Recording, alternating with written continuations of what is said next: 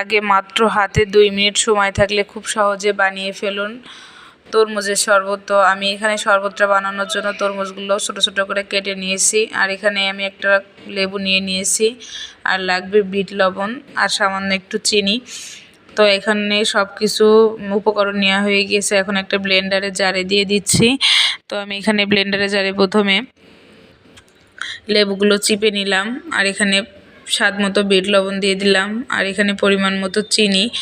তো চিনিটা আমি একটু কম পরিমাণ লাগছে, যেহেতু আমার তরমুজটা অনেক বেশি মিষ্টি ছিল, তো মিষ্টিটা একটু বুঝেই দিতে হবে।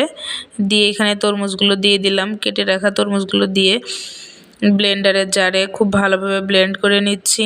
তো আমার তরমুজের পিউরিটা ব্লেন্ড করা হয়ে গিয়েছে, এখন একটা ছাঁকনি দিয়ে ছেঁকে নিচ্ছি।